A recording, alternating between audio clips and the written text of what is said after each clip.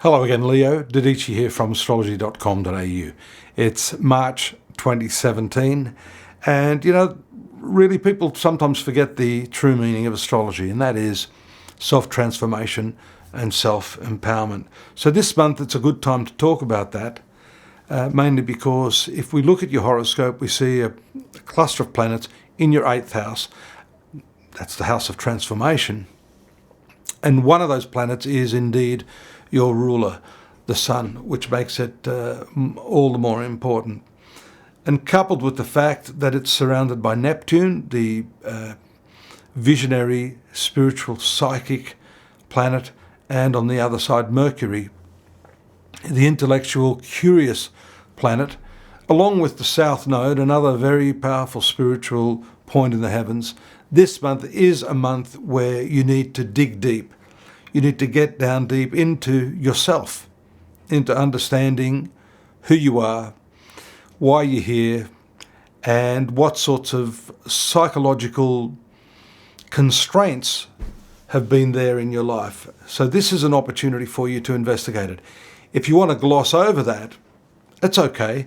It's just that at some point in the future, you will not possibly understand the reasons behind why, in particular, some of your relationships are not functioning in the way that you want them to. It's sort of like the job I've got going on here. I'm living in the Philippines here, as some of you know, and the workmanship and craftsmanship is not all that good. Even professional painters don't sort of understand that if you don't clean up, wash, undercoat, sand, clean a coat before you put the main coat on, that's all going to start bubbling. So all that stuff under the surface is what I'm talking about. That stuff you don't want to clean. You need to recoat that. You need a reboot when this 8th house is strongly accentuated as it is right now. And for you, the 8th house, based upon the position of your sun at birth, is ruled by Pisces. So you do have the capacity to delve more deeply into yourself and get underneath the surface to find out what it is within your personality from your past, the psychological complexes that are undermining you, and that have sort of been an obstacle to you achieving the sorts of things that you want to do. That 8th house is one of the, I call it a psychological sector, but it is a spiritual sector in a sense. And there's also the 9th house of your horoscope now, with the Moon, Venus, Uranus and Mars transiting that area. So the 9th house is also the higher mind. So there's two areas of spirituality going on here. And this could be that, as I've said in the opening introduction discussion today on faith, belief systems and that sort of thing, this 9th house is very much about that. And so that introduction may be probably more important than most of the other star signs for you this month, in that you're having to balance the belief systems that you've held sacrosanct and the deep psychological need that you have.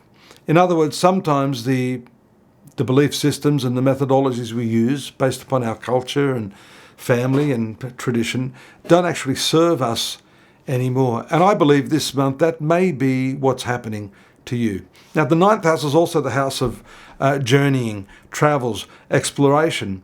So what can happen with that is that you use this opportunity to travel a little bit, get out of the normal circumstance. You need to break the back of that so that you can look at yourself, your relationships, your work, and all that sort of stuff in a new light, from a new perspective. Travel is a great way to do that. It affords you the chance to, look at your current life circumstance from a completely different vantage point. That's very useful. It gives you a more unbiased view of things. Mars is going to move into your 10th house of career. So there'll be a shift away from these sorts of things, with some more career activity taking place on the 10th. And on the 13th, I believe, let me have a look at my report there, the 13th, in the sign of Virgo, which is your 2nd house of finance, the full moon And that's very, very important. That's going to be opposing that cluster of planets in your 8th house. Now, if we just lift that perspective from the purely spiritual, psychological, the 2nd house and 8th house has a great deal to do with your finances and shared resources. So with Mars moving into the 10th house, that's your career, a big burst of energy for career, a renewed interest and vitality in the professional activities that you are engaged with, and also this full moon shining a light on your finances and that sort of value system in your life, money. With the North Node, what we call the shadowy serpent, very strong karmic point, having been transiting through your 2nd sector of finance over the last almost 18 months now, that is going to make a transition out of that shortly. But that is what indicates the nebulous nature of your finances that have been going on throughout the past. And in some ways, some deception. Now, that can be deception from others, or it can be self-deception too. You may be deceiving yourself about what you're capable of earning, what you're capable of spending. The opportunities are there, but you need to be realistic. And so just shifting gear a little bit away from the purely spiritual to the practical level, that 8th house has to do with realistically looking at why you value what you value, how you deal with others in your financial affairs. So this is an important month. We can see 2 very distinct levels, changes and modifications in the way you handle your finances, but also in a strange way that could be linked to this internal spiritual and value system, how you negotiate with others. Yes, some people are afraid to name their price for services. You should never have any fear about that, any embarrassment.